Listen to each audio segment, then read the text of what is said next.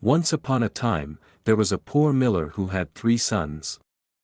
When he grew old and passed away, he left behind only a mill, a donkey, and a cat. The eldest son took the mill, the second son took the donkey, and the youngest son was left with just the cat. The youngest son sighed and said, "What will I do with a cat? Maybe I'll eat him and make mittens from his fur. After that, I'll have nothing left and will surely starve." The cat heard his master's sad words but acted as if he hadn't. Instead, he straightened up and said, "Master, don't be sad. Just give me a bag and a pair of boots, and I will prove to you that I am not such a bad inheritance after all." The young man was surprised. He had often seen the cat use clever tricks to catch mice and rats. So, after thinking for a moment, he decided to trust him.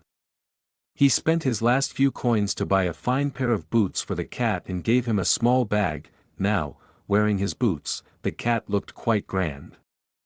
He placed the bag around his neck, held the strings in his paws, and walked to a rabbit burrow. He put some bran and corn inside the bag, then lay down pretending to be dead, waiting for an unsuspecting rabbit to come near. Soon enough, a young and careless rabbit jumped into the bag, looking for food. Quick as lightning, the cat pulled the strings tight and trapped the rabbit. Proud of his catch, he carried it to the royal palace.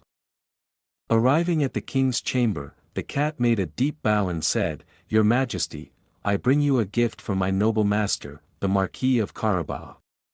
This was the fancy title the clever cat had chosen for his poor master. The king was pleased.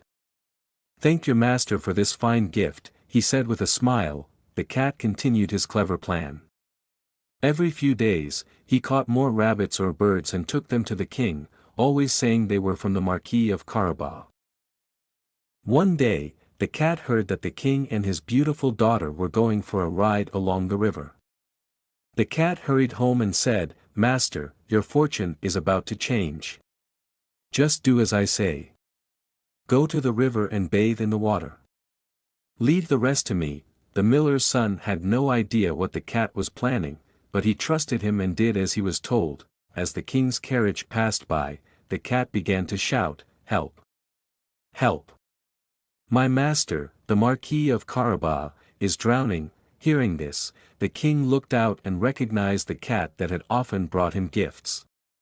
He immediately ordered his guards to rescue the young man. Meanwhile, the clever cat ran to a nearby bush where he had hidden his master's old clothes. He then told the king, "Your Majesty, while my master was bathing, some thieves stole his clothes." The king, feeling sorry for him, ordered his servants to bring one of his finest suits.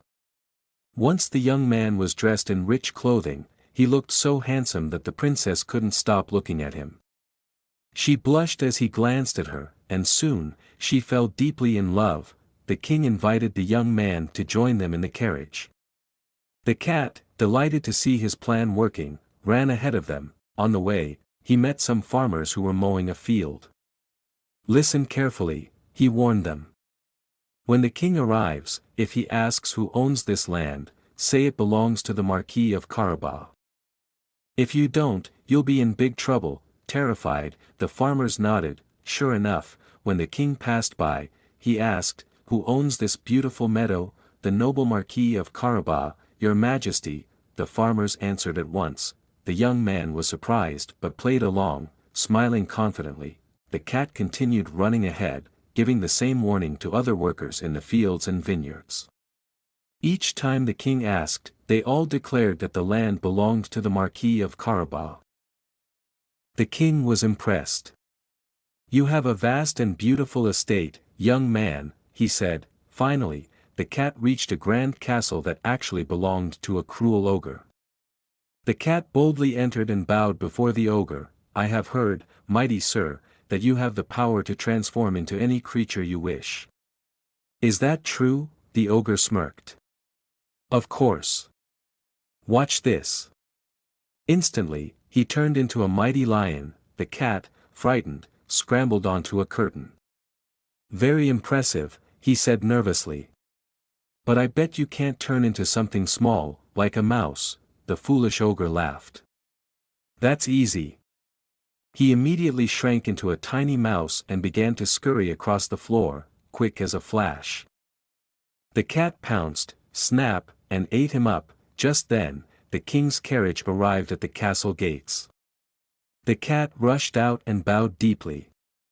"Welcome, your majesty, to the castle of my master, the Marquis of 𝘓𝘓."